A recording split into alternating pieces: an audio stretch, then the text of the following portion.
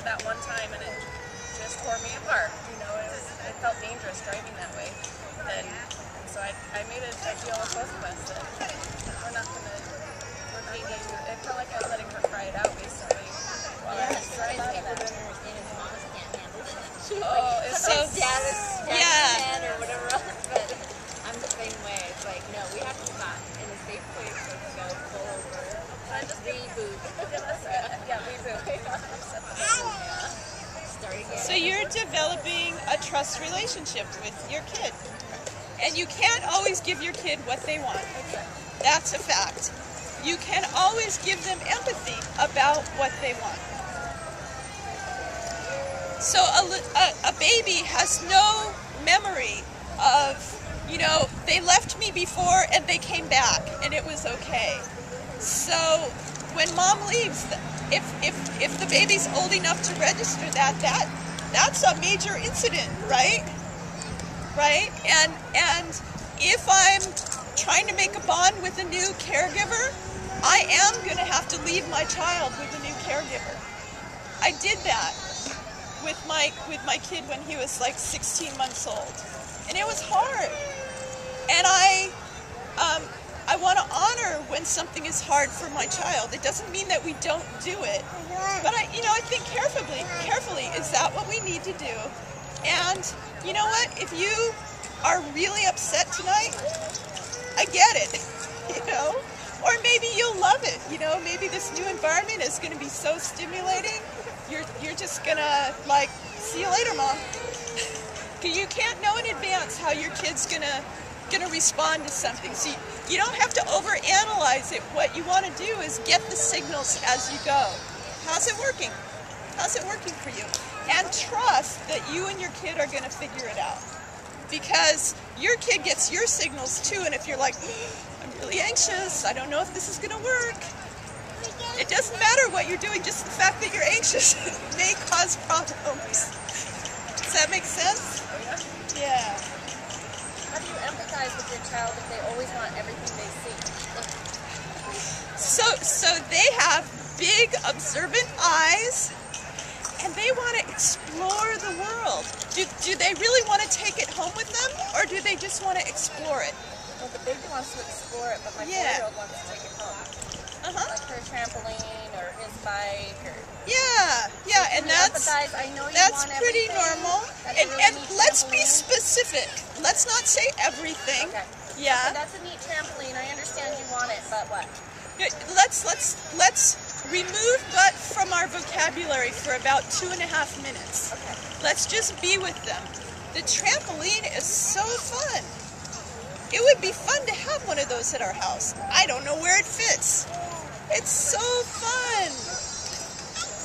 Could I take it home in my pocket? Let's shrink it in my pocket and see if it fits. Can you shrink it in your pocket and take it home? So as celebrate what they're enjoying. Yeah. And set the limit aside for a minute or two and just be in empathy. Okay. That was the hardest thing for me to figure out. I'm like, but my agenda now.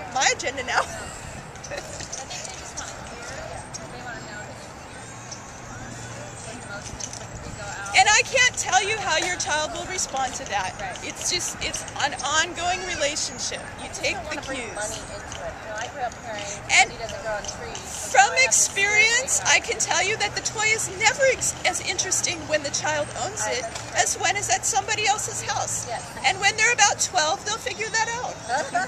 Maybe even earlier. In the meantime, if they end up having a meltdown because they can't take the trampoline home, it's okay. It's okay. Just hearing them. It's like you're so upset. You wanted that trampoline so badly. How about empathy towards, like, if your child is being aggressive towards, like, another child or something? That's a hard one, huh? Yeah, because there's a value and a limit involved. You know, we value safety, we value respecting other people's bodies.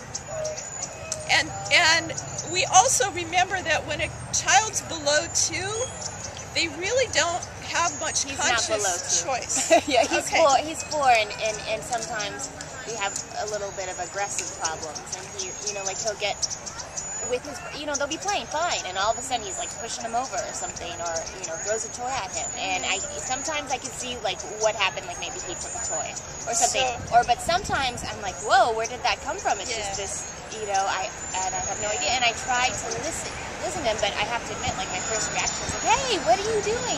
Like why are you hitting him? Or So why a are you... 4-year-old is old enough to talk about this, like, about 30 minutes or an hour after it happens when you're both calm. Okay. And we respect people's bodies. We don't hit. What can you do when you want something? What can you do besides hit? I'm going to help you figure out how to do that. Let's figure it out together. In the moment, safety first. If they've got a sharp toy and they're waving it, you might have to snatch it out of their hands and say, oh, mommy doesn't like to do that. I want to respect you playing, and I want to keep everyone safe. So safety first. And then, what's he upset about? And this is what we do when we're upset. And the wonderful thing is I have to challenge myself to model what we do when we're upset, because when my kid hit somebody, and he did that when he was 4, he was a hitter, I get really fired up and I want to do something drastic, which might have been where I got it from. And it's not, that's where it's crystal clear that if you model using violence to prevent violence, you're going to a place you don't want to go. We don't. I don't hit him or anything like that. And you don't let it go. Right, and that's the thing, is like limits. But I almost feel like I'm constantly, like sometimes he just gets in these moods and I'm constantly like, stop it, no, Okay, so he's and got we're in a rut where we're kind of like, don't do that, and then he does it, and I'm wondering, is he doing it for like my attention? So I try to sit down with him, and it's like, I don't understand, I don't quite understand, and maybe he'll say like something totally unrelated, like, you wouldn't let me have juice or so, or sometimes it's, I don't know. Okay, so he's got enough words to tell you if he's calm enough to tell you. Kids get big feelings. Adults get big feelings too, but we usually show them in other ways than screaming and lying on the ground and hitting people. So we talk about big feelings. You're having big feelings right now. You are so frustrated, and your body's going all over the place right now. How can you get your frustrateds out? Would you like to pound a pillow with me? Would you like to have a pushing contest with me? And parents do all kinds of different things, but honor the big feelings, and how can you get the big feelings out in a safe, respectful way? And then, when they're calm, were the big feelings about because you didn't get what you wanted before?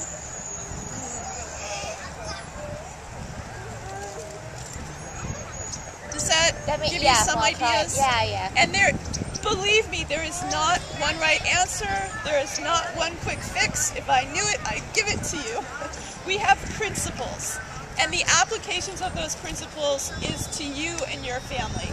And you have wonderful creativity when you realize you don't have to do it by a certain formula. Other questions, observations? Okay, timeouts have 2 different histories to them. One is loud noise. One is catch your breath. You're too angry to talk. You're too upset. Your feelings are too big to talk right now. As in, mommy will be taking a time out right now. and when she can talk about that, she'll talk about that.